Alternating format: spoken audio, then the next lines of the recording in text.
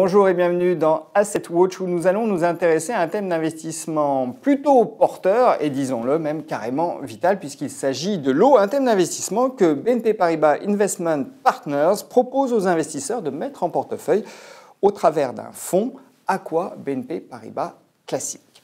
Béatrice Verger, bonjour. Bonjour Vincent. Alors vous êtes responsable du développement des fonds ISR chez BNP Paribas Investment Partners. Et avant que nous en venions aux spécificités de BNP Paribas Aqua, j'aimerais vous poser une question toute simple. Pourquoi investir dans l'eau aujourd'hui ? Eh bien, la demande de l'eau a plus que doublé sur les 30 dernières années et on sait que ça va continuer. À cela, 4 facteurs principaux. Premièrement, l'augmentation du niveau de vie dans les pays émergents. Donc notre mode de vie alimentaire change, par exemple, on consomme de plus en plus de viande. Et il faut 15 000 litres d'eau pour produire 1 kg de viande rouge. 15 000 litres d'eau pour 1 kg. 15 000 litres d'eau pour 1 kg de viande rouge. C'est un chiffre qu'on n'a pas forcément en tête. Non, et donc si vous en mangez, si vous mangez de la viande une fois par mois, que votre niveau de vie augmente et que vous avez envie de faire comme les gens des pays développés et d'en manger 2 à 3 fois par semaine, cela remis à l'ensemble de la population des pays émergents, vous voyez bien l'augmentation d'eau, de la quantité d'eau qu'il va falloir pour produire cette nourriture. De même, l'urbanisation.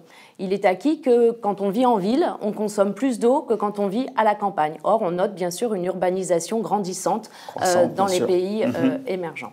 Ensuite, les installations. Dans nos pays développés, c'est un vrai problème dans les grandes villes, Londres, Paris, New York, une obsolescence des installations. Elles sont vétustes. Oui, vétustes. On estime qu'il y a entre 25 et 35% de l'eau qui est perdue sous nos pieds, 25 à 35%. Donc ça, c'est un vrai problème. Il va falloir investir pour rénover ces installations.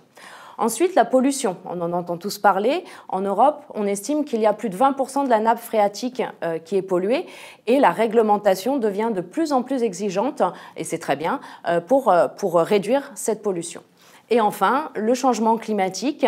On voit des événements assez extraordinaires qui se passent, de sécheresse, inondations, etc. Et on estime qu'en 2030, plus de la moitié de la population mondiale vivra dans des zones à stress hydrique. Donc il y a vraiment aujourd'hui un décalage entre la demande de l'eau et l'offre, une raréfaction de l'eau. Donc il faut investir pour remédier à ce problème. Donc l'idée du fonds, c'est d'investir dans toute la chaîne industrielle de l'eau ? Exactement, dans toute la chaîne de valeur de l'eau. Donc on a défini 3 grands thèmes aujourd'hui. Tout d'abord, ce qui va être construction, entretien et rénovation des systèmes d'adduction. Ça va aller jusqu'aux systèmes de pompage, les vannes, les canalisations, etc. Ensuite, il va y avoir tout ce qui va être traitement de l'eau, assainissement de l'eau, traitement des eaux usées. Et enfin, un 3e thème qui va être tout ce qui est service aux collectivités pour la distribution de l'eau. Donc ce sont les 3 grands thèmes qu'on retrouve dans BNP Paribas Aqua. Alors c'est un fonds qui a vu le jour en décembre 2008. Tout à fait. C'est bien ça. C'est un fonds Action Internationale. Oui. Il pèse 1,2 milliard d'euros, on est bien d'accord. Alors, c'est un fonds ISR, oui, qui fait de l'investissement socialement responsable.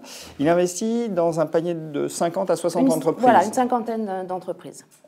Alors, je précise, avant qu'on en vienne à la composition du fonds, que c'est un fonds qui n'est pas géré directement par BNP Paribas Investment Partners, mais par Impax AM. Oui, Impax Asset Management, c'est une société basée à Londres, spécialisée dans les gestions de l'environnement. C'est un choix que nous avions fait au lancement du fonds.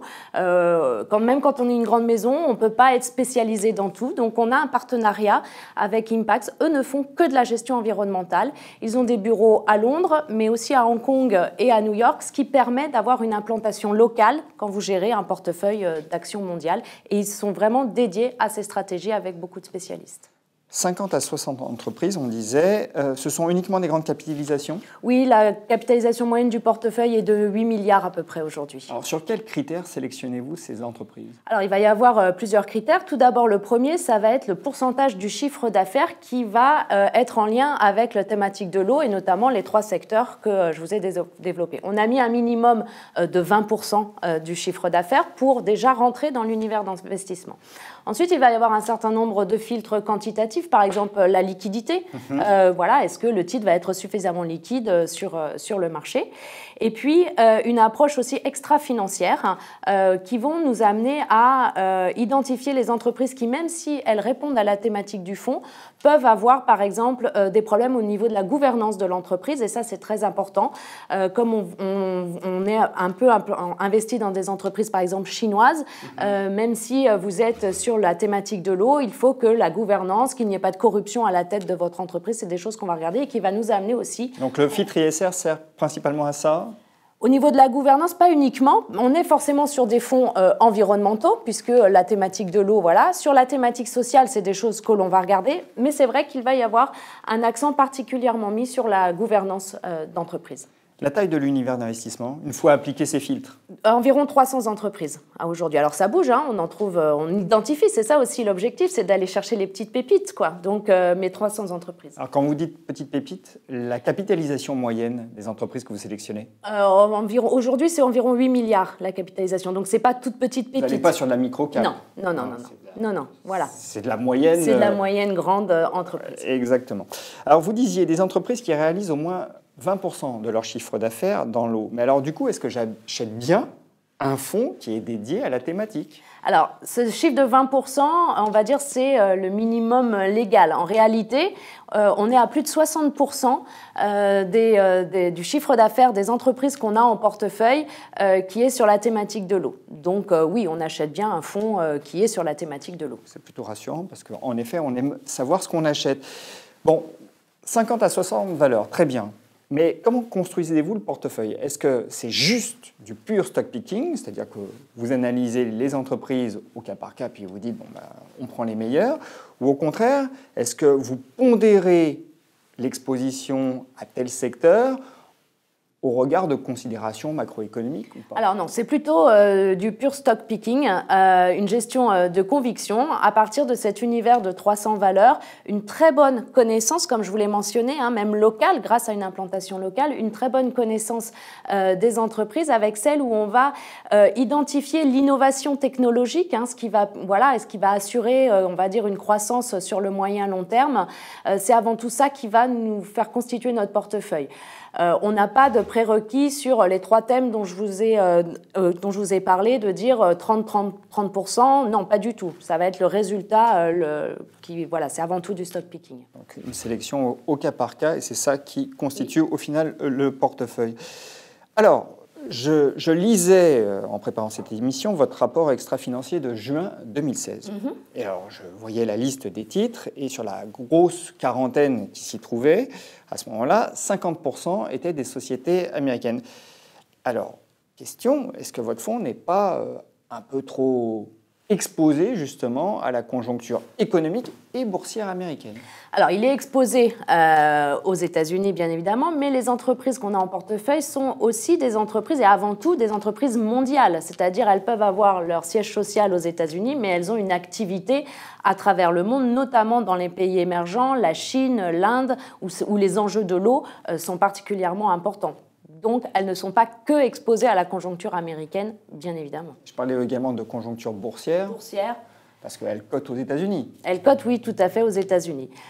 Comme tous les portefeuilles où vous avez des actions américaines, vous avez effectivement une exposition. Mais on est sur des entreprises qui ont vraiment des enjeux qui répondent à des enjeux de moyen et long terme. Et nous sommes convaincus que même si à court terme, il peut y avoir des à-coups, à long terme, la croissance, elle sera là. Alors le marché de l'eau, c'est souvent un marché, et c'est bien compréhensible d'une certaine façon, puisque vous l'avez dit, c'est vital, par la puissance publique. Est-ce que du coup, est-ce que ce n'est pas un marché qui présente des anomalies? Alors, sur les 3 thèmes qu'on a énoncés, le service aux collectivités représente à peine 20% du fonds. On est vraiment peu exposé justement à ce service aux collectivités. Toute la partie construction, entretien, rénovation, c'est vraiment ça le cœur du portefeuille. Alors, j'aimerais qu'on en vienne aux performances maintenant, Béatrice. Face à sa catégorie, BNP Paribas Aqua Classique surperforme. Entre le 4 décembre 2008 et le 15 septembre 2016, il a enregistré près de 213% de gains cumulés pour seulement 158% environ pour sa catégorie. En performance annualisée, c'est excellent, hein, on est sur du 15,78% pour BNP Paribas Aqua Classique, c'est assez remarquable. Alors, question toute bête, hein, à quoi tiennent selon vous ces performances ? On l'a déjà mentionné, c'est un enjeu de long terme où les investissements sont énormes. Je ne l'ai pas mentionné, mais on estime qu'il faut 500 milliards de dollars aujourd'hui à investir chaque année pour permettre l'approvisionnement en eau au plus grand monde à travers le monde et que ce chiffre va croître de 7% par an dans les 20 prochaines années. Donc on est véritablement sur des entreprises qui, si elles ont les bons produits, les bonnes technologies, elles vont connaître une phase de croissance. Elles ont déjà, on le voit sur le passé. Donc oui, bien sûr, à court terme, il peut y avoir certains à-coups. Hein, les marchés financiers sont ce qu'ils sont. Mais à long terme, on est véritablement sur des entreprises qui connaissent une forte croissance. Alors vous mentionniez les à-coups. Ça, c'est important de préciser. Le fonds n'est pas exempt de volatilité. Hein. Bien évidemment, non. D'ailleurs, la volatilité du fonds est tout à fait en ligne, voire légèrement supérieure à celle du marché. Bien sûr, on est sur un fonds action exposé à la volatilité. Donc, ça veut dire aussi que la labellisation ISR de ce fonds ne prémunit pas contre les à-coups de marché. On est bien d'accord? Non, bien évidemment. Elle va nous prémunir contre les risques individuels sur certaines entreprises. Alors, est-ce que vous pourriez nous donner un exemple, Béatrice, de société du portefeuille qui est assez illustrative de la sélection de valeurs menée par Impax? Oui, alors par exemple, je pourrais vous donner l'exemple de Xylem, qui est une société américaine qui a mis en place des procédés innovants pour irriguer les terres. On parlait des enjeux agricoles. Donc en Californie, où il y a eu beaucoup de sécheresse, la Californie, c'est le grenier à fruits et légumes des États-Unis. Eh bien, pour irriguer les terres, nous, on a l'habitude de voir ces grandes irrigations d'eau à travers nos champs. Xylem a mis en place un processus où ils vont vraiment identifier la quantité d'eau nécessaire au mètre, qu'il faut pour telle parcelle où je veux faire des tomates pour fin septembre. Eh bien, c'est X mètres cubes d'eau dont il va être nécessaire. Ici, je veux faire des courgettes, ça va être Y mètres cubes d'eau. Donc, vraiment une identification précise des besoins. Et donc, du coup, on évite le gaspillage, quoi. On n'utilise vraiment que l'eau dont on a besoin. Xylem, c'est une société qui pèse 4 milliards de chiffre d'affaires. Oui, c'est ça, tout à fait. Voilà, tout à fait. Donc ça, c'est très illustratif pour vous de l'investissement tel que vous le faites dans BNP Paribas Aqua. Ce fonds, il s'adresse à quel type d'investisseurs ?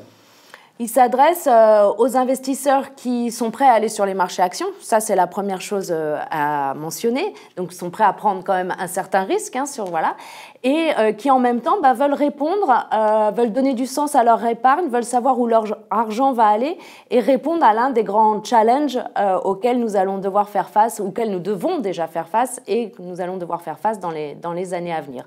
Donc, à la fois la recherche de la performance financière, bien évidemment, c'est très important, tout en répondant à un enjeu mondial. Béatrice, merci. Merci beaucoup, Vincent.